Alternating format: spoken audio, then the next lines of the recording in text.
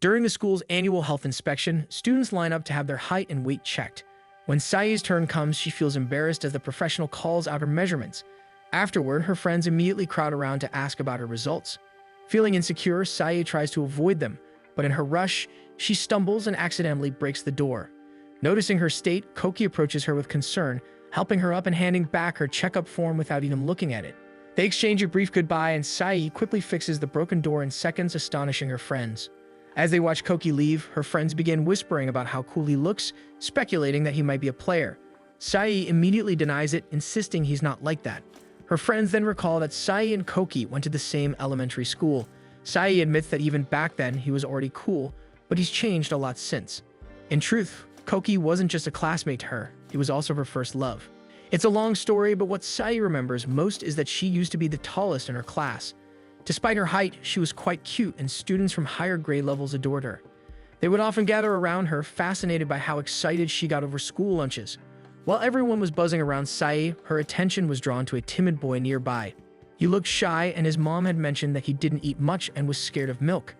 Curious, Sai approached him and asked if he was allergic to milk. He admitted that he just didn't like it, so she offered to drink his milk for him. That moment sparked their friendship, but for Sai, it felt like love at first sight. From that day on, she always drank milk for two. They ended up becoming classmates for 6 whole years, often sitting beside each other.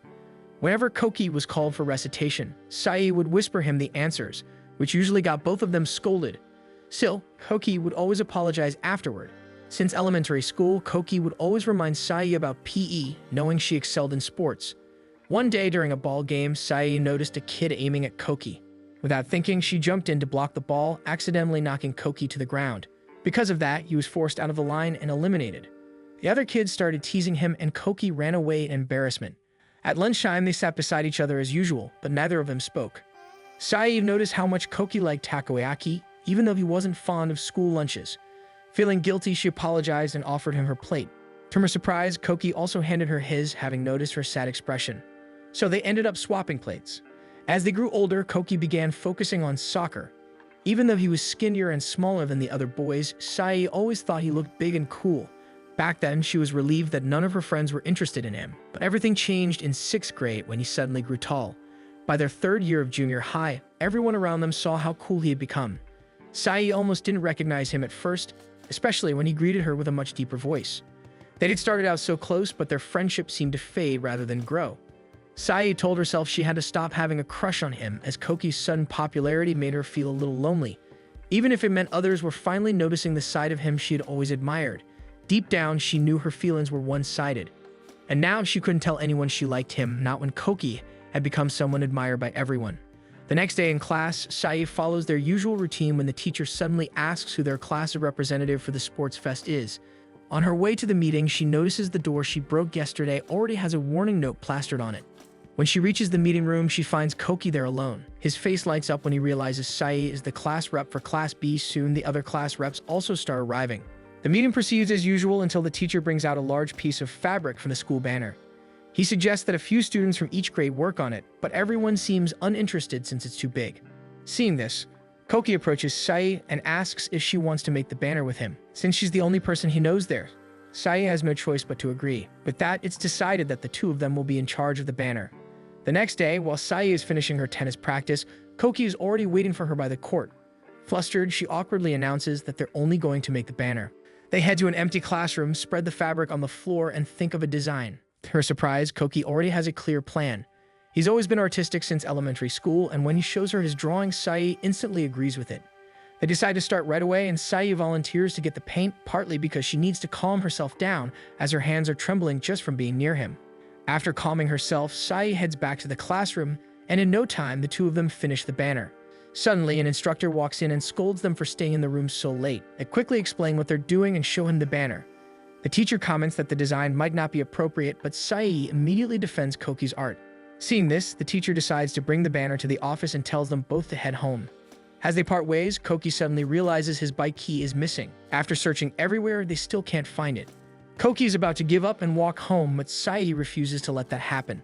She encourages him to think carefully about his morning. When Koki closes his eyes to remember, Sai becomes flustered just watching him. To her surprise, he finds the key in his pocket the entire time. Sai is relieved that Koki found his bike key, but it's already late. Koki offers to give her a ride home, telling her to hop on his bike. Sai immediately declines, worried about her weight, but Koki reassures her that it's fine. He even mentions that he often gives his soccer teammates rides and they're heavier than her, so it won't be a problem. As they ride home, their conversation flows naturally. They talk about the upcoming sports fest, with Koki mentioning how Sai is joining the relay because of her speed. Sai, however, secretly tenses up. Koki remembers exactly where she lives, and they end up reminiscing about school lunches, how he used to be picky but isn't anymore, and how lunches have improved now that they're in junior high. Suddenly, a loud popping sound interrupts them.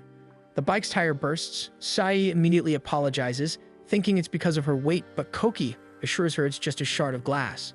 Despite this, he still insists on walking her home. Koki recalls how she used to let classmates go ahead during obstacle races and gently reminds her not to hold back anymore. As they walk, Koki casually brings up high school. Sai shares that she's going to North High, and to her surprise, Koki is going there too. They realize this is the first time they've talked this deeply in a long while, since they rarely ended up in the same class during junior high. When they reach Sai's house, she reflects on how easy their conversations are. Koki has always been someone who can talk casually with anyone. Even though she wasn't the one who found his key, he still offered her a ride home, because that's just how kind he is. The next day marks the start of the sports fest. A teacher asks Sai to move a huge pile of tug-of-war ropes and suggests she get Koki's help. But since he's surrounded by a group of girls, Sai decides to handle it alone. She struggles to drag the heavy ropes but refuses to interrupt him. Luckily, a few of her teammates arrive just in time to help her out. Then Sai is informed that the cavalry battle is about to begin. In this game, girls are carried by their teammates and try to snatch headbands from opponents on other teams. Sai is positioned at the bottom, supporting a girl on one leg while trying to stay balanced.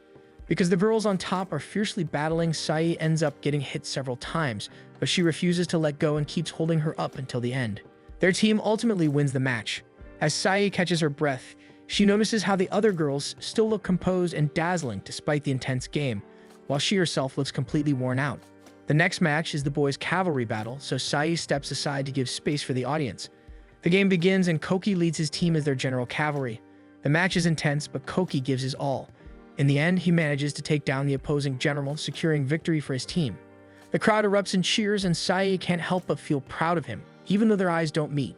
As the sports fest continues, the games proceed one after another. Sai participates enthusiastically, but when she draws her instruction card, it surprises her. It says, "Bring someone you love." Her eyes instinctively land on Koki, but she quickly shakes the thought away and decides to grab her friend Ray instead. They pretend to be in love as they run toward the goal. While resting, Sai wonders who could have snuck that card into the game, but before she can think further, Koki suddenly runs toward her holding his own card for the same scavenger hunt. She pretends not to hear him at first, but he keeps calling her name until he reaches her and pulls her along. They dash toward the leader who is about to read the instructions. Koki tries to stop him, but the leader announces it anyway, a tall girl. With this, Sai awkwardly forces a smile and heads back. She knows what the leader said is true, but hearing it from Koki still stings as she's always wanted him to seek her differently. Tears threaten to fall, but Koki suddenly comes running after her to explain himself. He admits that the card actually said a cute girl, and she was the first person who came to his mind. He was too embarrassed to let the leader say it out loud, so he quickly signaled for him to make something up instead. Hearing this, Sai finds herself growing even more attached to Koki. For the rest of the sports fest, she continues to cheer for him. Time passes and the day of their entrance exams arrives. Both Sai and Koki take the test for North High. Sai tells herself she shouldn't love him anymore, he feels out of reach now. But when the results come out, she realizes there's no rule against falling in love. She looks his way and sees he passed too. There they exchange warm, genuine smiles. On the day of their graduation, Koki approaches Sai and asks to take a photo together, saying his mom requested it. They stand side by side and snap the picture, but Koki suddenly realizes he's standing a little too close. Sai feels flustered but asks him to send her the photo as well. They exchange contact information, telling each other it'll be useful since they'll be in the same high school and they hope to be in the same class. Afterward, they chat about various things like the Kohaku Manju sweets sold during graduation. To Sai's surprise, Koki hands her his Kohaku Manju as a small gift and says he's looking forward to spending high school with her. Sai can't help but admire him deeply. Receiving something from Koki feels like an impossible dream come true. On the first day of school, Sai discovers that she's in the same class as Koki. As she makes her way to the classroom, she reflects on how this time she wants to take her shot, and the universe seems to be giving her a sign to go for it. But before she reaches the door, Hisui suddenly slips down the stairs and Sai instinctively catches her just in time. Right after, she coincidentally bumps into Koki, who sees her in that awkward position. He greets her warmly, clearly happy that they're classmates again. Meanwhile, Sai's mind goes completely blank, thinking about how cool he looks in his new uniform. On the first day of school, Sai arrives in class as the teacher instructs everyone to introduce themselves one by one. Yoda stands and introduces himself normally. Yushin stands next, but he's overly talkative, while Sai quietly takes mental notes, trying to remember everyone's names. When it's Koki's turn, Sai suddenly finds herself dazzled. He speaks about various things about himself that even Sai didn't know. When her turn comes, she stands up and notices that her classmates immediately talk about her height. Flustered, she gives a very brief introduction and quickly sits down again. After school, as everyone is heading home, Koki calls out to her. Her heart skips, but he simply tells her that her skirt is torn. Sai realizes it must have happened earlier when she caught Hisui by the stairs. To her surprise, Koki quickly takes off his jacket and hands it to her to cover up, assuring her no one else noticed. Ironically, he's the one person she didn't want to notice at all. Once Sai gets home, her mom immediately fixes her torn skirt. While in her room, her mom also notices the Kohaku Manju box Koki gave Sai during their graduation still displayed. After she leaves, Sai starts daydreaming about Koki, how he's now in the same class as her, looking so dashing in his school uniform. She even has his phone number saved but can't find a single excuse to text him first. The next day at school, Sai brings his hoodie with her, intending to return it. However, Koki is almost never alone, making it difficult for her to approach him. Meanwhile, Sai observes that Hisui is constantly surrounded by guys from different classes, and she admits she really is cute. As she walks, she hears someone call out from a window. Looking down, she sees Koki waving goodbye to her from outside. Flustered, she rushes over to meet him. She comes downstairs and they accidentally bump into each other. Sai quickly apologizes and hands him the hoodie he lent her. Then Hisui calls out to Sai, thanking her for saving her earlier. The two finally have a proper introduction while Koki excuses himself and leaves. As they chat, Hisui comments on how close Sai and Koki seem, even gushing about how cool Koki is. Sai realizes that even in high school, people still think of him as the cool guy. Hisui continues talking about his introduction and shows genuine interest in getting to know Sai better. Before they part ways, Hisui asks for Sai's contact information. The next day, their teacher gives the class their first task as a united group, which is to pick up trash around the school tomorrow. Sai's group with Koki, Hisui, and 3 others. Yushin takes the role of Rube leader and Yoon comes up with nicknames for everyone. He calls Koki Mr. Handsome, but when it's Sai's turn, Yushin jokingly tries to nickname her Hachiro for being big. Sai grows uncomfortable, but Koki steps in and gives her a much better nickname. The team proceeds to come up with nicknames and discuss their task. When lunchtime approaches, Hisui suggests that they eat together. As they eat, Hisui can't stop talking about Koki, admiring his every action. She even asks Sai about him during their junior high days, but Sai quickly brushes off the questions. Meanwhile, Miyu appears uninterested and simply tries to steer the conversation back to class topics. The next day is their school cleanup day, so the group roams around campus picking up trash. Some areas are so full of trees and grass that they jokingly fear a bear might appear. During the activity, Yushin continues to make uncomfortable comments about Sai's height, which bothers her. So throughout the activity, Sai can't help but reflect on how she's always been seen as the big one, while Koki has always been seen as the cool one. Miyu and Hisui soon call out to Sai, and they move to a different location. Suddenly, Yushin comes tumbling down from above. Sai instinctively moves to help him up, but Koki quickly stops her. Koki accidentally calls Sai by her first name, causing both of them to blush in surprise. Later, as the 3 of them are left alone, Miyu and Hisui discuss Koki's earlier behavior. Sai listens, but deep down she knows this isn't the first time Koki has called her by her first name. When they were younger, he used to address her that way all the time. He has always been gentle and kind toward her, so she doesn't believe he's short-tempered at all. She tries to explain their history and the situation to Miyu and Hisui in detail, so much that the two become a bit overwhelmed. Then Yoda interrupts their conversation, explaining that Koki snapped at Yushin because Yushin had said something completely out of line. The girls try to press Yoda for details, but he refuses to reveal more. Before they can continue, both Koki and Yushin come running back to call them. As Sai glances at Koki, she can't help but notice how she simply can't look away. That night, after finishing her bath, Sai receives a message from Koki. He's asking about the coverage for tomorrow's quizzes and demands an answer within 10 minutes. Panicked, Sai scrambles to get dressed and search through her notes. She texts him the full coverage just in time. However, Koki replies, realizing he had sent the message to Sai by mistake and it was actually meant for his friend. As Koki apologizes, their conversation naturally drifts casually. His words fill Sai's heart. Soon after, she receives another message, this time from Hisui. She starts by complaining about the earlier cleanup activity but quickly shifts the topic to Koki. Sai has no choice but to respond, even though she feels slightly overwhelmed.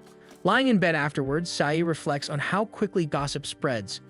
If a girl confesses her feelings to a guy, everyone at school is bound to find out sooner or later. The next day at lunch, the three sit together again. Hizui persistently presses Sai, asking if Koki has a girlfriend, even though Sai has already told her he doesn't. Sai thinks it's too soon for Hizui to be interested in Koki, but Hizui speaks boldly, not caring that they're inside the classroom where others might overhear. She then launches into a long, animated talk about boys, girls, and dating back in their junior high days. She shares an overwhelming amount of information, but neither Sai nor Mio is truly listening. Both are visibly exhausted by her chatter. Eventually, Hisui notices Sai's silence and assumes she's simply not interested. So Mio explains that some people just aren't into girl talk. Hearing this, Hisui apologizes. She admits she doesn't really know what else to talk about, while Mio smoothly shifts the topic back to class lessons, which makes Hisui look completely horrified. Later that day during judo practice, Sai swiftly brings Hisui down with a single blow. In fact, she defeats everyone so effortlessly that even their coach asks if she's interested in joining the judo club. After the session ends, Sai immediately checks on her friends, asking if they're okay. Just then, they spot Koki nearby. Hizui excitedly tells him how amazing Sai is at judo, while Mio adds that Sai seems to handle everyone gently, placing them softly on the mat despite her strength. Koki praises Sai for this and then casually mentions the ongoing tennis practice before his friends call him over. Intrigued, Hizui expresses interest in tennis as well. Sai is just about to submit her registration for the club, so she decides to bring Hizui with her to register for the tennis club together. As they head to the tennis court, Sai teaches Hizui how to hold the tennis racket properly. However, Hizui is too distracted by Koki on the neighboring football field. In class, Sai notices how straightforward and open Hizui is. It makes her quietly compare herself, wondering if she's truly a better option for Koki. Later, while she's at her locker, Koki approaches her and brings up her high grades in math. To her surprise, he asks if she can tutor him since he barely passed.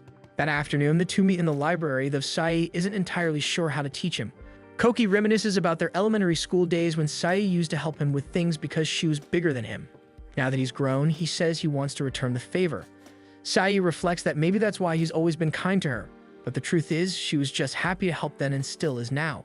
As they head home, Koki compliments Sai, mentioning how she effortlessly made it into the school while he barely managed despite putting in so much effort. His exams and transcripts were a complete mess, but he pushed through. Sai then opens up, admitting that she's always played it safe, too afraid to take risks. Koki admits he was scared too, but he still tried his best, and he's genuinely happy that his hard work paid off in the end. Hearing this, Sai can't help but admire him even more, despite her scores being significantly higher than his. That night, she tries to craft a message to text him but can't find the right words. Just as she's thinking, Koki texts her first, catching her completely off guard. She panics, unsure how to respond. Before she can type a reply, another message from him arrives, then another one. The messages keep coming, but Sai still can't think of what to say, so she simply sends him a sticker for the moment. With that, their conversation continues, even drifting back to their elementary school days. Deep down, Sai quietly hopes that someday she'll have the courage to tell Koki how she truly feels. The next day in class, another group activity is announced. Sai groups up with Mio and Hizui as usual. Yushin then suggests that their group team up with his since there are 3 of them as well. However, several classmates start commenting that they should mix up the groups from the trash cleanup activity for a change. Some even glance at Sai and suggest she just wants to be with Koki. Before Sai can react, Koki taps her shoulder and whispers a plan. When Yushin tries to lead the mix-up, Koki steps forward and takes charge. Using rock, paper, scissors to decide groups, he ensures the plan works. Sure enough, Sai and Koki end up in the same group again. After class, as Sai heads home, Hisui excitedly runs up to her. She mentions noticing how sneaky Sai and Koki seemed and admits she wants to get closer to him too, asking Sai to help. But upon seeing Sai's reaction, Hisui decides she'll just talk to him herself. As Sai watches Hisui trying to make her move on Koki, Mio suddenly speaks up. She has seen through Sai and knows she has a crush on him too. Just then, Koki waves in their direction, which startles Sai so much that she drops her bag and rushes off in a panic. She reflects on how she's always hidden her feelings for Koki, terrified that it might ruin their friendship. While running, Sai bumps into Hisui. Then she pushes her into a corner to confess something. She admits she has a crush on Koki as well. Hisui's eyes widen in shock at first, but to Sai's surprise, she only wants to help. Hisui even speaks so loudly that Sai has to cover her mouth to keep others from hearing. When Hisui learns about Sai's hidden feelings for Koki since elementary school, she is stunned. Sai pours out her feelings and experiences, and Hisui assures her that she has her back. Soon after, Mio arrives carrying Sai's things. Hisui finally admits she only liked Koki for his looks, but if she had known Sai had serious feelings toward him, she would never have pursued Koki. Besides, Hisui had already set her sights on someone else because Koki mentioned he already liked someone, and that is something Sai didn't know. Sai tries to figure out who Koki's crush might be, but she can't pinpoint anyone. After all, they never really talk about topics like that. Thinking about it, Sai realizes she's never imagined Koki being interested in anyone before. Mio suggests that maybe Hisui only misheard it, but Hisui insists she's sure. Even so, Mio believes Koki might have just said it without thinking. Rumors and hearsay can easily be twisted by personal bias, so she refuses to believe anything unless she sees it herself. With that, Hisui suggests that Sai ask Koki directly. However, for Sai, it doesn't really matter. She decides she'll just do her best regardless, and Hisui completely agrees with her decision. Hisui also brings up the upcoming school trip, pointing out that since they'll be grouped with Koki, it will give them more chances to talk more closely. That night, the girls are endlessly texting, all excited for the upcoming school trip. Hisui eagerly shares the latest gossip she overheard at school of both Sai and Mio don't seem particularly interested in it. Meanwhile, Sai quietly reflects to herself that she's scared of being rejected, but despite her fear, she still wants to try because she likes Koki so much. On the other hand, Hisui keeps chattering about the trip with Mio, not realizing Mio has already fallen asleep on the other end of the line. Meanwhile, Koki gets ready for the trip, and so does Sai. The next day, Sai bids her family goodbye. They cheer her on and remind her to bring back souvenirs. Soon, the bus arrives, and as she waits, Sai can't help but think about Koki. Even if he likes someone else, she's determined to take her chance. Hisui, as always, encourages her wholeheartedly, ready to support her no matter what. Not long after, the bus departs and Sai settles into a window seat. However, when she hears that another girl wants to switch, she immediately agrees.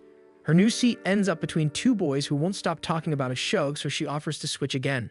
Later on, a girl at the back starts feeling motion sick, and Sai volunteers once more to trade seats with her. Throughout the ride, she keeps moving around, accommodating whoever needs help, until she finally finds a spot where she can stay. As she looks out the window, she remembers that Koki used to get motion sickness too. Then the bus suddenly fills with Yushin's loud singing, belting out a silly tune about waking up early for the school trip.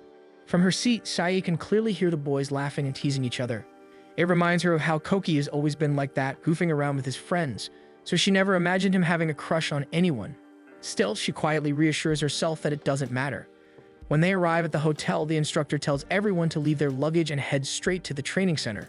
One girl starts feeling unwell after the ride, so Sai immediately offers to carry her things, not expecting it to be so many. That's when she spots Koki, who is also carrying his friend's belongings because the latter isn't feeling well. Watching him, Sai assumes again that he's perfectly fine now. Koki and his friends enter the building first while Sai follows behind, her arms completely full of her friend's belongings. She then realizes the door isn't automatic, so she tries to push it open with her foot. However, when she attempts to squeeze through, she ends up awkwardly stuck between the doors. Coincidentally, Koki is inside and spots her. Without hesitation, he rushes over to help. When their eyes meet, he flashes the same warm smile he used to give her back in elementary school, making it hard for Sai to imagine him liking anyone. Still, she silently reassures herself that it doesn't matter. A moment later, the owner of the belongings she's carrying comes over to thank her for the help. Later that day, the class gathers for lunch and Sai sits with her friends while sneaking glances at Koki's table nearby. She watches as he and his friends talk about the mystery meat on their trays, which Koki refuses to eat, making Sai realize he's still a picky eater after all. But to her surprise, someone else casually takes the meat from his plate and eats it for him. A small pang of sadness hits her as she used to be the one who did that. Before she realizes it, Hisui leans in and whispers that she's staring too much. With this, Sai snaps back just as Koki turns to look at her, and she immediately blushes. Koki points to his plate, assuming she's eyeing his food. Sai nods quickly, pretending she's just a glutton, even though the truth is he's the one she's staring at. When they finally arrive at the training center, Hisui attempts to push Sai toward Koki to spark some interaction. However, since Sai is a bit bigger, Hisui ends up bouncing back in failure. After hearing Hisui's plan, Sai immediately panics, flustered at the idea of making such an obvious move. Even Mio agrees that it's way too embarrassing. Sai tries to calm her down, assuring her that she'll be fine on her own, but Hisui insists that she should at least show Koki what's so great about her. Unfortunately, when they try to think of her good points, nothing immediately comes to mind. Mio simply says it's best to do nothing about it. Then, a nostalgic memory suddenly flashes through Sai's mind. Back in elementary school, there was a survey where she was voted under the likely to be a good mom category. She remembers writing Koki's name in several categories back then, and now she wonders whose name he wrote. During an activity, the students are grouped together. Hisui makes sure Sai sits directly in front of Koki, making her extremely worried she's being too obvious. Still, she sits down, and Mio takes the lead in discussing the topic while Yushin keeps interrupting playfully. As the training continues, the group starts interacting, and Hisui occasionally praises Sai out loud, teasing that she would make the perfect girlfriend. Her remarks cause Sai to grow flustered, while Yushin joins in, talking about how much Sai loves food. With this, Koki immediately elbows him in the face, making him stop. Sai keeps insisting she's fine, but Koki doesn't believe her, and this side of him makes Sai admire him even more. When it's time to brainstorm ideas, Sai is assigned to write everything down, so she hurriedly scrambles to catch every word as the group throws out their thoughts. However, whenever Yushin is given a task, he keeps declining, claiming he doesn't know how to do it. This forces Sai to handle his share of the work too. Over time, the group grows annoyed until they eventually snap, demanding that he take things seriously. As they finish preparing their presentation materials, Koki turns to each of his groupmates for a high five. When it's Sai's turn, both Hisui and Mio watch her closely, and she just awkwardly raises her hand to give Koki a soft high five. However, when it's her turn to high five the girls, she ends up slapping their hands with strong force, which makes Koki laugh out loud. As they prepare to leave the training center, Hisui suddenly tells Sai that it looked like she liked Yushin earlier. Sai freezes in shock as Hisui and Mio head to the bathroom, while she chooses to stay behind. Inside the bathroom, the two girls talk about Sai. Mio suggests that Hisui should just let Sai act naturally, but Hisui insists on helping her. Hisui comments on how reserved Sai is, wishing she would make a move toward Koki instead of staying quiet. She genuinely wants to support her friend, even suggesting they sneak into the boys' room at night, but Mio disagrees, saying it's better to observe and let things unfold. Meanwhile, Sai stares at the boxes of treats and starts imagining how Koki might like her. Unexpectedly, Koki appears behind her and comments about the onsen manju, but Sai isn't actually focused on the sweets as she's lost in thought about him. Koki casually picks up a few boxes to bring home as souvenirs. Soon the teacher calls everyone to gather and the students run toward him. In the commotion, a student accidentally bumps into a bottle of wine, knocking it over. Sai instinctively tries to catch it, and Koki moves to shield her. Still, the bottle shatters and Sai ends up with a small cut on her forehead. Koki immediately calls for medical help, and though the teacher says it's nothing serious, Koki insists she receive proper treatment. In the clinic, Sai receives treatment while Koki stays by her side. He repeatedly apologizes for the accident, but Sai insists it isn't his fault. Still, Koki argues that since her face is important, he should have been the one to get hurt. He explains that as a guy, it wouldn't have mattered if he got a wound. The teachers find it odd how casually he says this, so Koki tries to defend himself. His sincerity only makes Sai's feelings grow deeper, even though he might like someone else. Later, while the girls eat, Mio talks about how Koki's popularity grew after the incident. Everyone was touched by how worried he was for Sai. Despite his own mistakes, he looked genuinely desperate to apologize earlier. Sai quietly reflects on how kind he's always been, as that's one of the things she likes most about him. In the girls' room, everyone is busy blow-drying their hair. Mio helps Hisui with hers while they chat about hairstyles. Meanwhile, Sai decides to step out for a bit. Meanwhile, the boys notice an arcade nearby and, despite the rules, decide to sneak a look. Sai happens to spot the group but doesn't see Koki among them, so she looks around and finds him outside, quietly admiring the scenery. She approaches him carefully, but Koki, distracted by his phone, gets startled when he notices her. His phone slips from his hand, but Sai catches it just in time. Then they begin chatting casually. Koki admits he didn't feel like joining the others either. He then checks on Sai's wound, concerned, but she brushes it off, saying it's not a big deal. As he leans closer to inspect it, the scene grows awkward. Koki realizes how close he's gotten and quickly apologizes, explaining that he's just used to talking to his clubmates like that. Then Sai gathers her courage and asks Koki if there's someone he likes. He doesn't answer right away, but eventually guesses that Hisui must have told her something. Koki admits that it's an unrequited crush, as he likes someone who feels out of his reach. He recalls some of his embarrassing moments from elementary school, which Sai knows very well. To him, the girl he likes is like a star shining brighter than the sun.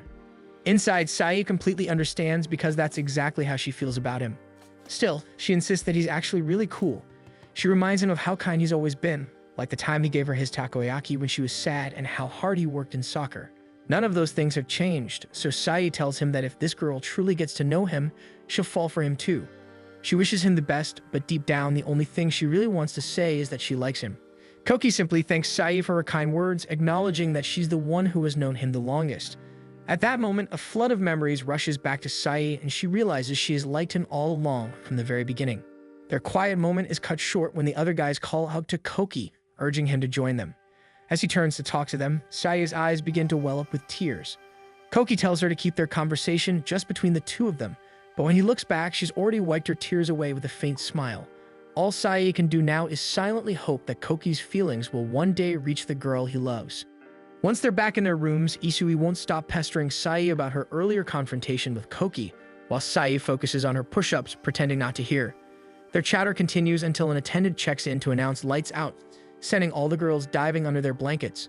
Though some quickly drift off, Sai can't stop replaying Koki's face in her mind as she struggles to fall asleep. Suddenly, a faint glow flickers beneath her blanket. Opening her eyes, she finds Hisui and Mio pointing the foam light at her, creeping closer with mischievous grins. Hisui immediately bombards Sai with questions, eager for details, but Mio warns her to slow down before she overwhelms her. With a sigh, Sai finally sits up to face them and admits her plan to avoid Koki entirely, thinking distance will make it easier to forget him. But since they're in the same class, she knows it'll be difficult. Even casual conversations feel dangerous, as if one more word could deepen her feelings. She remembers Koki once saying that his crush was someone beyond his reach. While he gazed distantly that day, Sai only looked at him, realizing how close yet unreachable he felt. As Sai gets lost in thought, Mio suddenly sprays her face with a mist of water, then does the same to Hisui. Both of them yelp in protest, but Mio only says they probably need moisturizing. What Sai really needs, though, is comfort. Seeing her expression soften, Hisui quickly pulls her into a hug, assuring her that she's done her best and that it's more than enough. Hearing those words, Sai's eyes well with tears, and soon Hisui starts crying too. The two of them sob uncontrollably while Mio threatens to spray them again if they don't quiet down. In that moment, she realizes that girl talk isn't so bad after all. Mio and Hisui stay up with Sai, keeping her company until she finally feels at ease. With her friends by her side, Sai realizes how deeply they care for her. Koki may have entrusted her with his secret, but she now believes it was worth it. Knowing the truth, no matter how painful, feels better than pretending nothing happened at all. Later that night, the attendant returns to check on them again. Unaware that all three girls are squeezed together under Sai's blanket, with the spray bottle rolling quietly on the floor beside the bed. The next morning at breakfast, Mio and Hisui make sure Koki isn't around before going to get their food. It isn't really necessary, but Sai still chooses to keep her distance. Just as the two leave to line up, Koki appears with his usual sleepy face and greets her casually. "Good morning." Caught off guard, Sai awkwardly returns the greeting.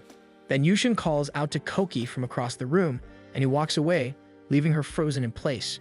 When Sai finally goes to get her food, she avoids eye contact, careful not to pass too close to him.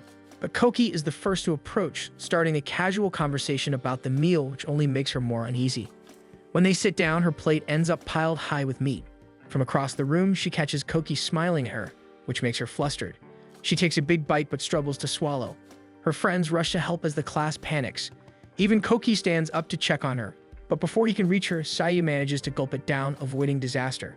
The class gasps in awe at her iron throat, leaving her red-faced and mortified. Later, when it's time for group presentations, Mio suggests that Yushin handle their part alone. Thankfully, Koki volunteers to help him, and the two present together. While they speak, Sai can't help but glance at Koki before quickly turning away, but Hisui and Mio notice right away. As they gather for the bus ride, Sai keeps reminding herself not to get close to Koki. Even when he makes the whole bus erupt in laughter, she forces herself not to react. Watching her struggle makes Hisui emotional, so Mio quietly reminds her to stay strong for Sai. But Hisui's soft sniffles soon draw attention from nearby students who lean over to ask if she's okay. Mio quickly waves them off, saying everything's fine. As Sai hides her feelings, the weight in her chest grows heavier. Still, she tells herself everything will be fine, just like before. She knows that giving her all might leave scars, but that same effort could also bring slow, steady healing. Deep down, she believes she'll get over it someday. Noticing her unease, a classmate offers her a bottle of water, but she declines, pretending she's just sleepy from staying up late. Mio and Hisui quickly back her up, teasing about how little sleep they got from their girls' night. Later, during their final activity, the instructor reminds everyone to stay hydrated. Some girls compliment Koki's flawless skin, and he laughs it off, saying it's just from getting enough sleep. Meanwhile, Sai keeps her distance, studying the map quietly until Koki approaches again, striking up small talk about the area. When Sai glances up and catches his smile, she freezes, realizing her plan to avoid him isn't working at all. Soon, the instructor announces their next challenge, a 10-kilometer race through the forest all the way to the memorial tower and back. Students must pair up randomly in boy-girl teams. Sai quickly scans the crowd and spots Yoda nearby, rushing to ask him before anyone else can. Though hesitant, Yoda eventually agrees. Meanwhile, Koki looks around for Sai, worried because she seemed pale earlier. He approaches Mio to ask about her. Calmly, Mio tells him that Sai already paired up with Yoda. Koki looks puzzled, not understanding why, but Mio reminds him they're seatmates and then suggests that he partner with her instead. As everyone stretches, Sai steals herself. She's determined to avoid Koki no matter what, even if it seems rude.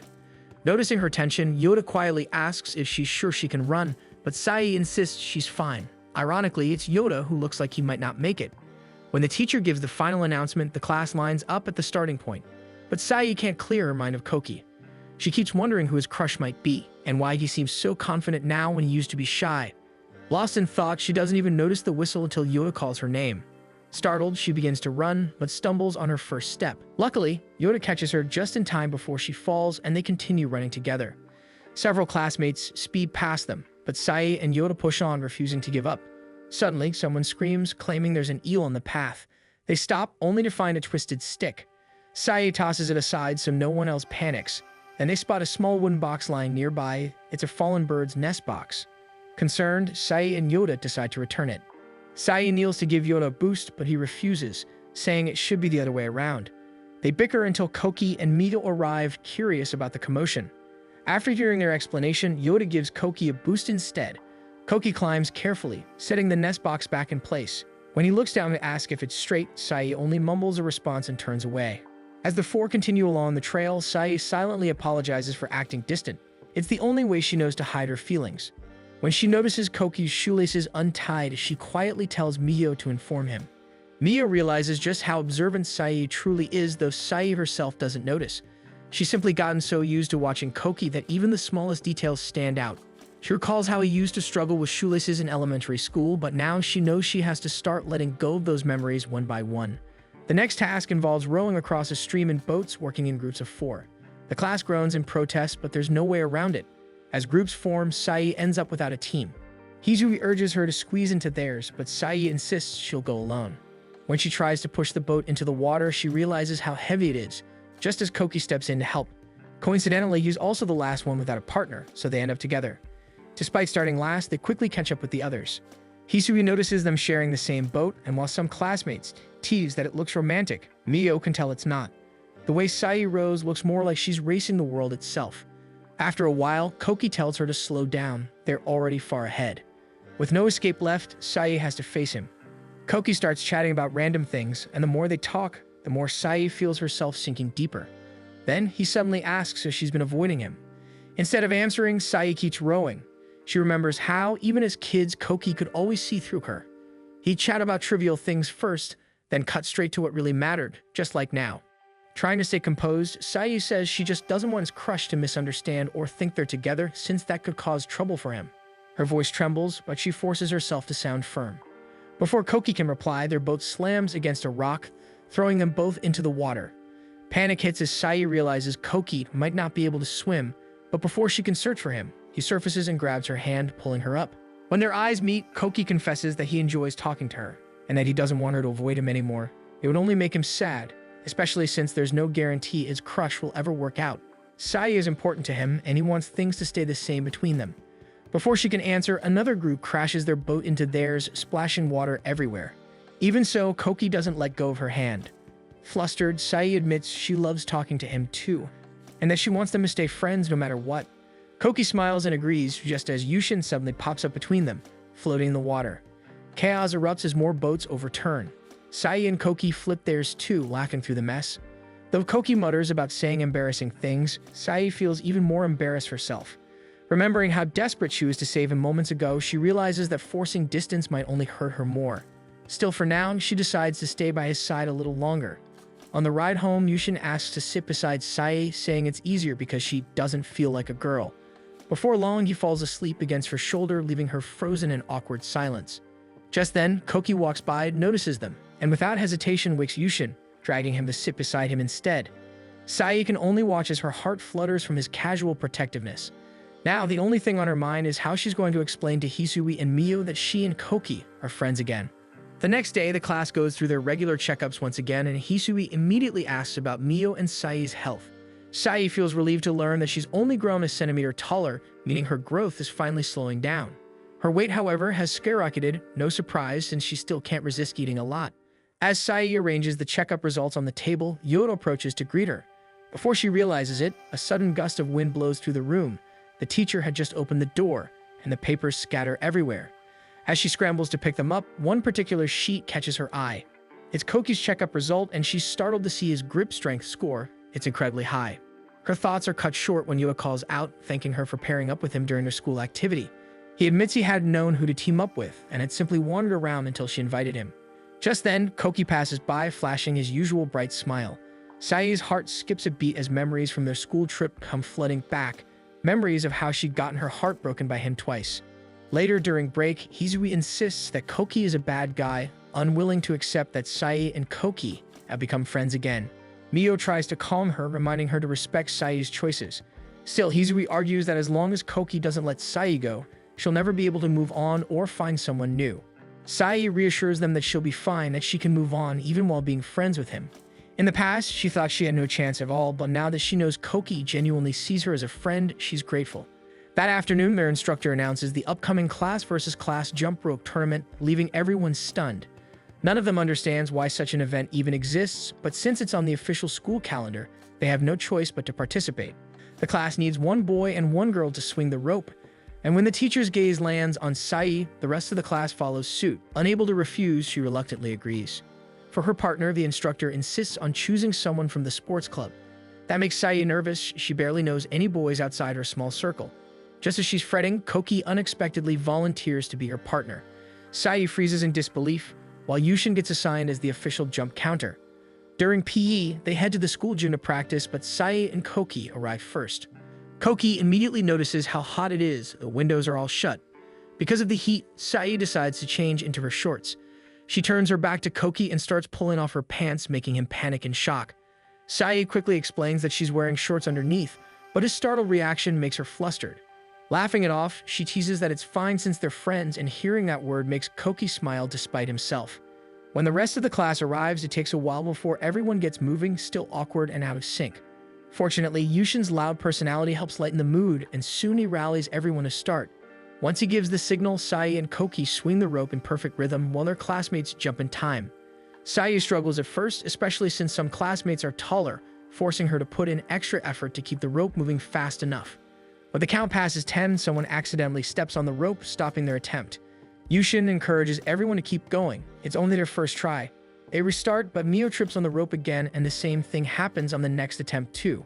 Each time they start over, the class fails on the very first jump, with Mio tripping repeatedly. Suddenly, loud cheers erupt from the neighboring class. They've reached 30 successful jumps. Sai's class can only stare in envy before the bell rings, signaling the end of practice.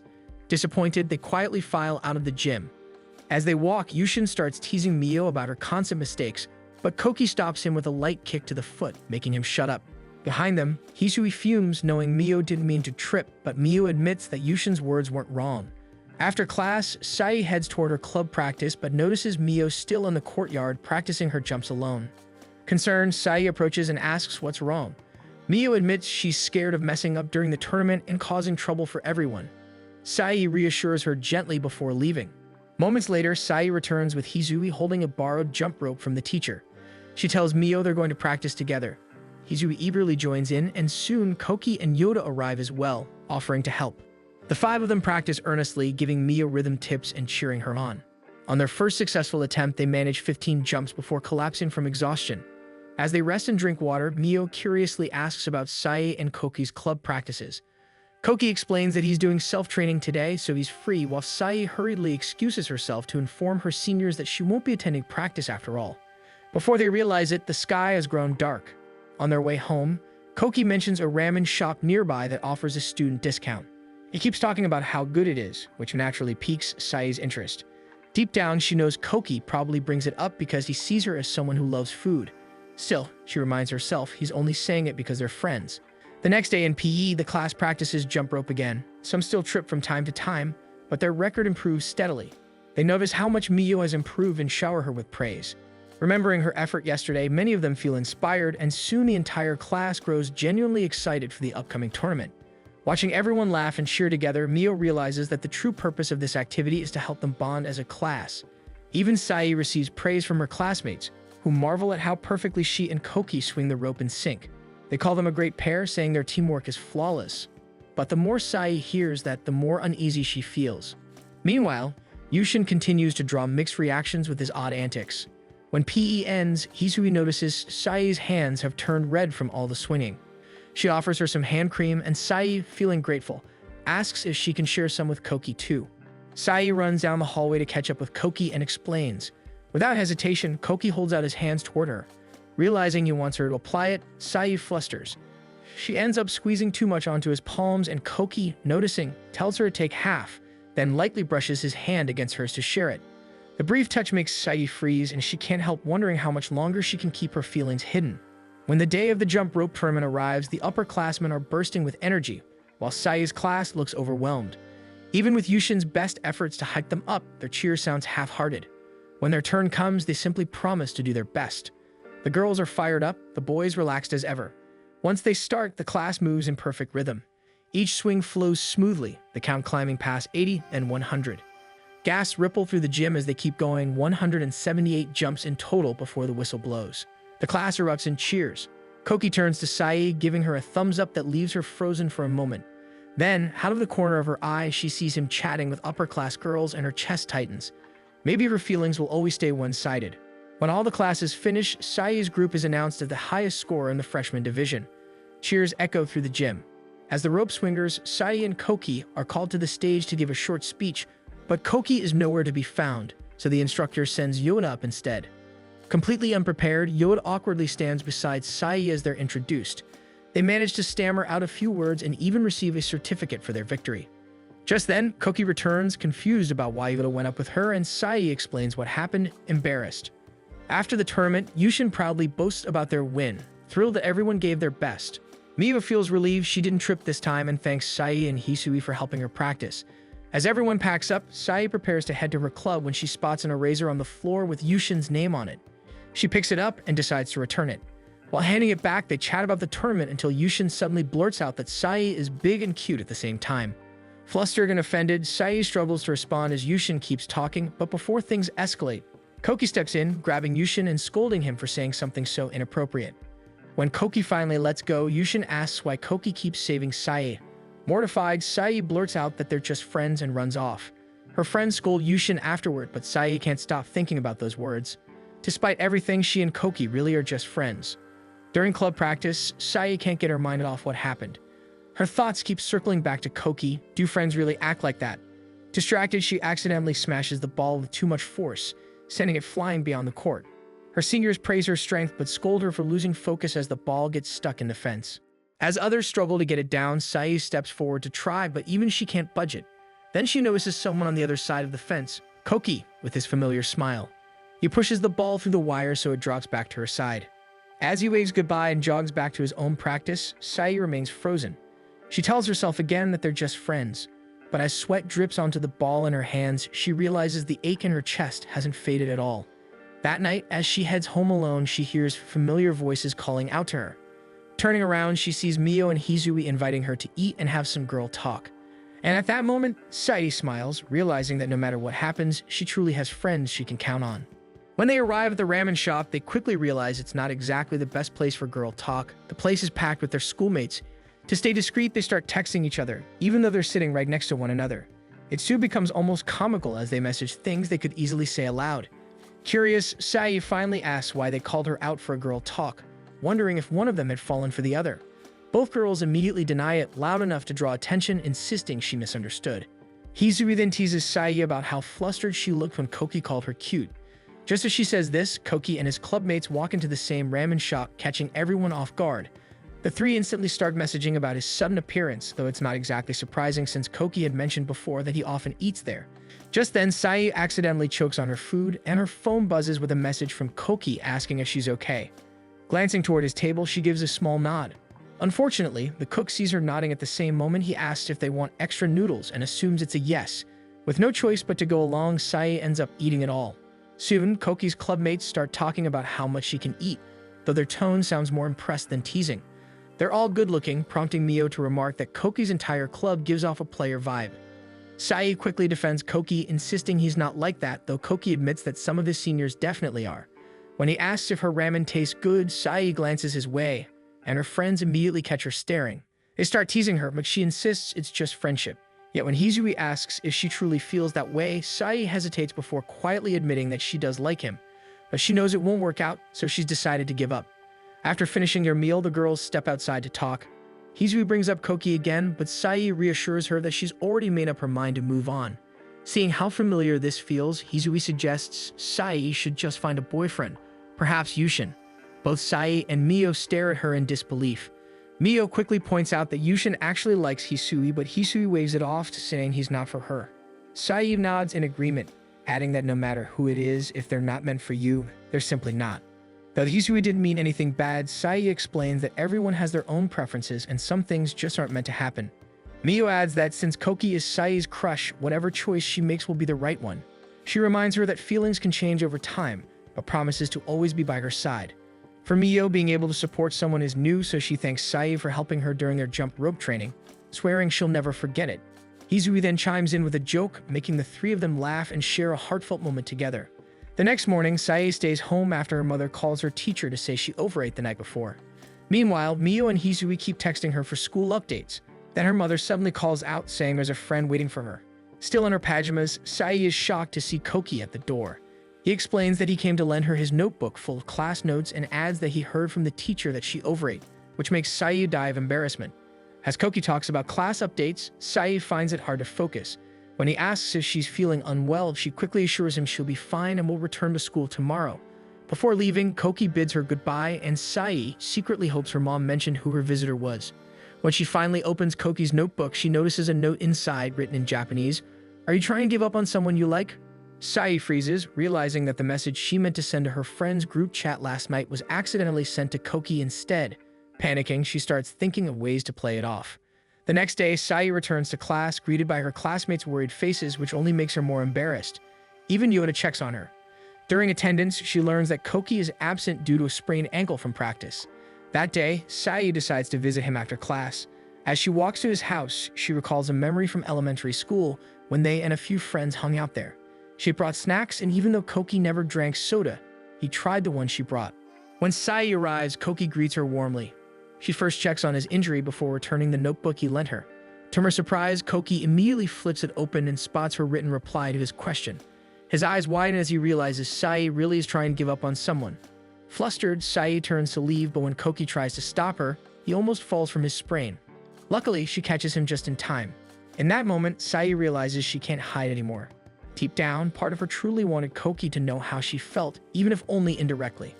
Koki continues talking about the guy Sae likes, but she can't bring herself to admit that it's him. Instead, she says the guy she likes doesn't feel the same way. Hearing this, Koki encourages her to tell him anyway. His unusually serious tone makes Sae admit she's afraid it might make things awkward between them. But Koki shakes his head and says that if he gets awkward because of it, then he's not worth it. Sae is taken aback, wondering why Koki cares so much. That's when he confesses that he's been watching her for a long time. Back in elementary school, she was always dependable, so teachers often asked her to help struggling classmates, and he had been one of them. He admits he felt guilty for holding her back. Finally, Koki tells her that even if that guy rejects her, he'll still be there for her. Sae is already on the verge of tears when Koki's mother suddenly walks in.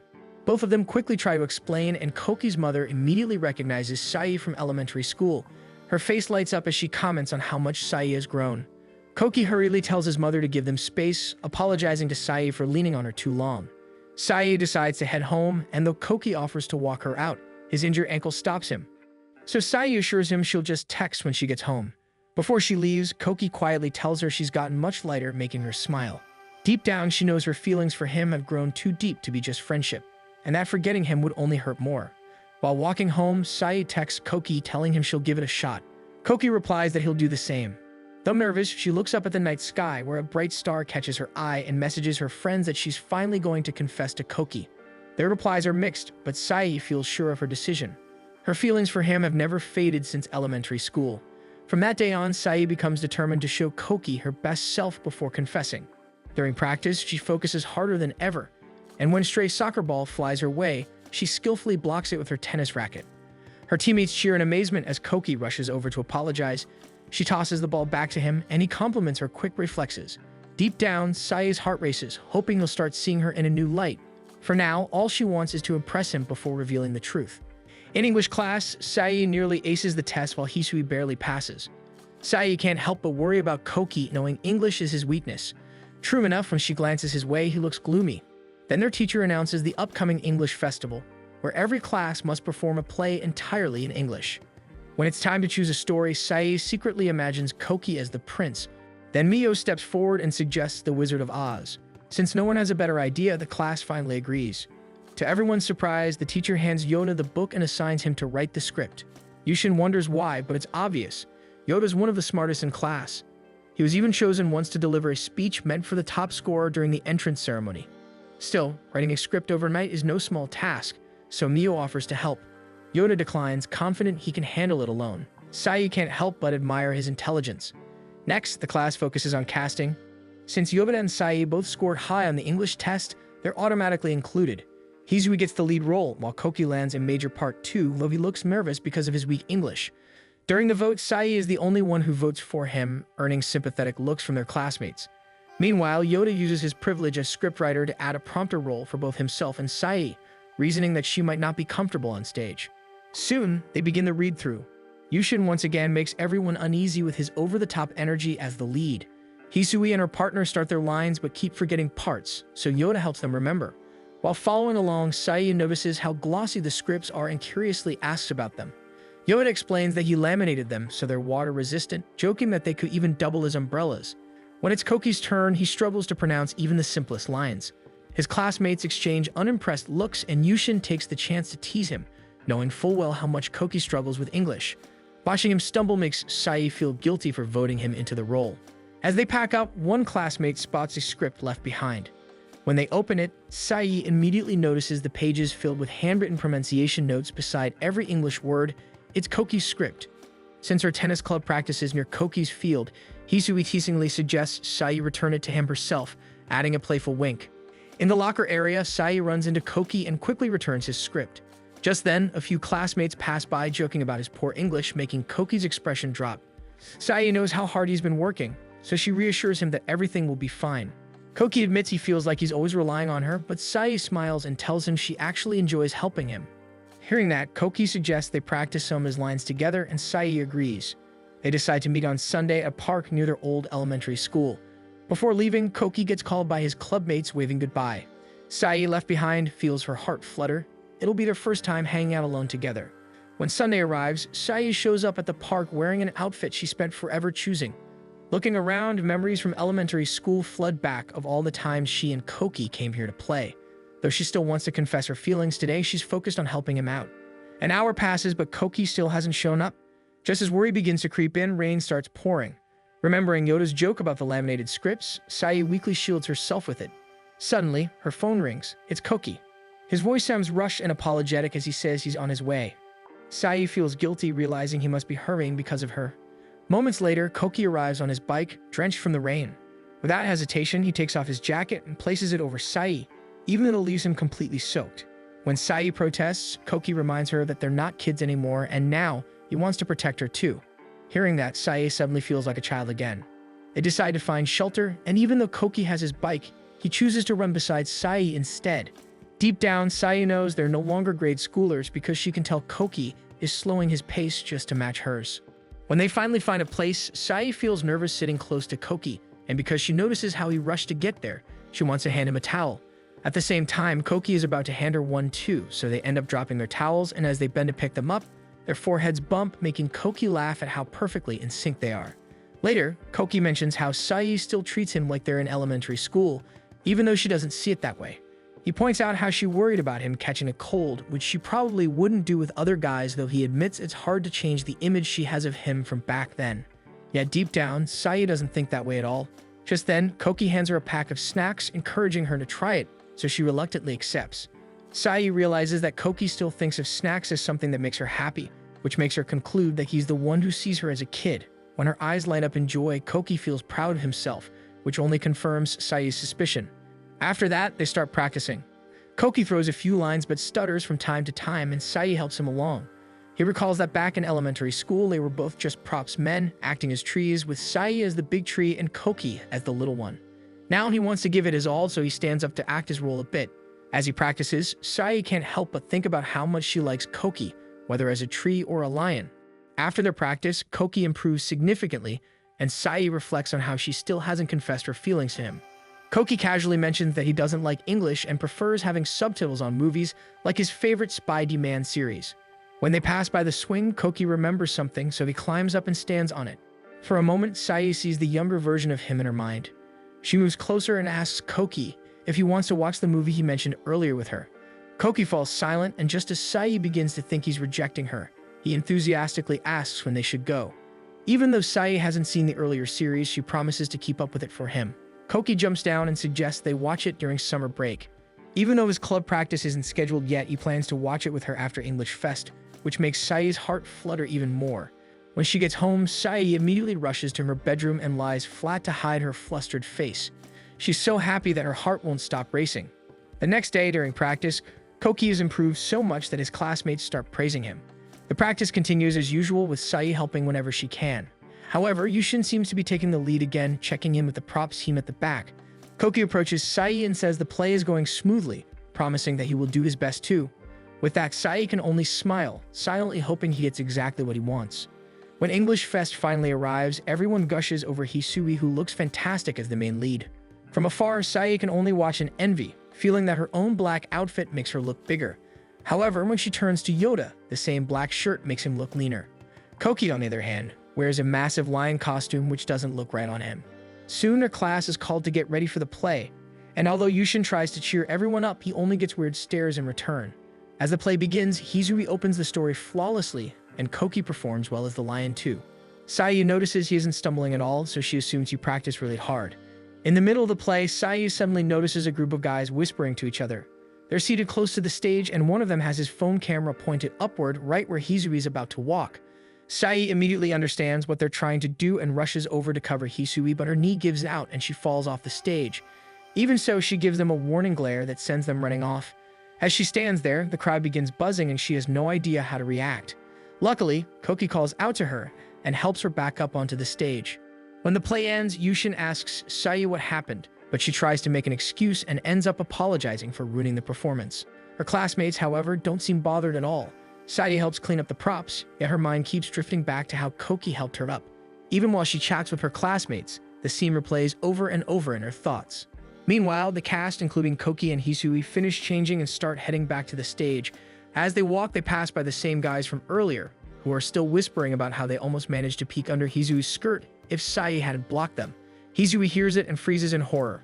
But before the guys can say anything else, Koki steps in to stop them, which quickly leads to trouble. Hisui immediately rushes to find Sai, telling her about what happened, so Sai instantly drops everything and bolts straight to the nurse's office to check on Koki. Sai bursts into the room where she sees Koki being questioned by the professors for throwing the first punch. He stays completely silent, so when the teacher warns that he could face suspension, Sai steps forward. However, Subaru comes in first, explaining to the teachers that the guys were messing with Hisui. They learn that Subaru is actually Koki's cousin, so they decide to leave him in her care instead. Sai studies Subaru for a moment, remembering Koki's description of the girl he likes. As Subaru and Koki continue talking, Sai quietly decides to slip out as well, but before she can, Koki thanks her for coming and reassures her that he'll text her about the movie. Subaru can't help asking Koki about Sai, especially after hearing they're going to see a movie together. That night, Sai ends up binge-watching every Spidey-Man movie she can find, yet her mind keeps drifting back to Koki. She starts to feel that the girl in the movie is Koki's type. Thinking back, Subaru is piqué, pretty, and confident even around teachers. She even shows up to save Koki like a real superhero. Remembering how Koki described his type as a star brighter than the sun, Sai can't shake the feeling that he might have met his star long before she ever stepped into his life. The next day at school, Sai notices several posters on the bulletin board featuring Subaru. She's smart and good at painting, which makes her seem perfect. When Sai enters the classroom, Mio and Hisui greet her and invite her to the post-English fest party the class is planning. It sounds fun, so she agrees to join them. However, when Yushin invites Koki, he explains that he has a match and might not make it. Sae feels a little disappointed, but then Koki walks over to ask if she's going too. Before she can answer, Mio and Hisui jump in for her, saying she'll be coming with them. Koki asks if it's fine for him to show up late, and everyone agrees, so he tells Yushin he'll head over after the match. As they continue talking, Sae can't help but notice that Koki's face is still slightly red from his bruises. When Sunday comes, they all head out for the barbecue, and Yushin gives a short speech before leading everyone in a toast. As the drinking starts, a couple of classmates ask Hisui to dance, and Mio quickly volunteers to take photos. The party gets livelier, with Sae grilling the meat, and the class filling their group chat with photos and videos of the moment. Watching everything unfold, Sae starts to feel a little overwhelmed, so she slips to one corner to take a break. To her surprise, Yoda comes over and sits beside her, admitting that he also enjoys just watching other people have fun. He takes the chance to thank her for helping him during the play, and Sae feels equally grateful to him. Their conversation drifts to Koki. Yoda asks about their history and is shocked to learn they went to the same elementary and junior high school. He shares a bit about himself too. His own junior high was far away, so he lives in a dorm now and barely knows anyone outside the class. He describes his hometown as the middle of nowhere, even mentioning that there were bears everywhere. Sae reflects on what he said and realizes they're quite different. Yet when she asks why he chose to study at North High, Yoda casually replies that it's because there are no pool classes there. Sae didn't even know that, but the moment he says it, she feels relieved since swimsuits have always been one of her insecurities. Yoda then admits he has insecurities too. No matter how much he eats, he never gains weight. To prove it, he shows her his arm, pointing out how thin it still is despite working out. Without thinking, Sae lifts her own arm beside his to compare, which makes Yoda laugh. Just then, two classmates walk over and ask if Sae and Yoda are dating, and both of them hesitate before answering that they're not. Even so, the two classmates continue teasing until Hisui steps in to stop them. Surprisingly, Yoda calmly says he isn't bothered at all. At that moment, Koki arrives and catches them in an awkward scene, so Sae quickly gets up and offers to get him some meat. While getting the meat, Sae wonders if Koki heard any of that, and she also can't help feeling curious about Yoda, who's still hard to read. But the moment she spots Koki from afar, it feels like the whole place brightens. Distracted, she doesn't even notice that the meat is already burnt. Yoda also lets her eat it, thinking she likes it that way, but the truth is, she was really just zoning out. As the party is about to end, Yushin calls the cast to share a short message. Hisui speaks first, thanking everyone for their help, and Koki follows, admitting his acting was bad but still recognizing everyone's effort in supporting him. When it's the prompter's turn, Yoda immediately refuses and Yushin respects his decision. When Sae glances at Yoda to thank him, Yushin instantly starts teasing them, even pointing out their matching shirt colors and saying they look like a married couple. With that, Sae forms a fist in warning and Yushin backs off in fear just as quickly. As the class heads home, Sae casually converses with their classmates, until only she and Koki remain on the train. With 15 minutes left before their station, they talk about everything that happened at the party. When Koki points at a Spidey Man poster inside the train, Sae asks what he likes about it, and he takes a moment to think before answering. He explains that the protagonist starts out weak but gradually becomes stronger, and just like that, he wants to grow stronger too to protect the girl he likes. Then he asks why she went to the nurse's office during English Fest, so Sae tells him she was about to explain the situation to the teachers, but Subaru stepped in before she could. Sae admits she looks up to Subaru and wishes she could be like her, but Koki immediately disagrees. To him, Subaru is actually mean and only puts on a public act to seem nice around people. She even bullied him back in preschool, so he doesn't want Sae admiring her. However, his flustered reaction makes Sae doubt what he just said, and seeing him talk about Subaru stirs a bit of jealousy in her, as if there are no walls between them. Then Koki brings up Yoda, so Sae explains that they were simply talking about his life earlier, and she learned that they actually have a lot in common. Feeling a little down, Koki quietly asks if she would rather go to the movie with everyone else instead, but Sae firmly tells him she wanted to go with him, making Koki smile as he admits he feels the same way. Soon the train begins to sway, so Koki challenges her to keep her balance just like they used to in elementary school. With that, they try their best and end up laughing together like kids again. Sae reflects on how her heart lights up every time they talk, so she can only hope that when she finally confesses her feelings to Koki, he won't feel troubled and will simply smile at her the way he always does. Thanks for watching. Make sure to subscribe so you don't miss new episodes every week.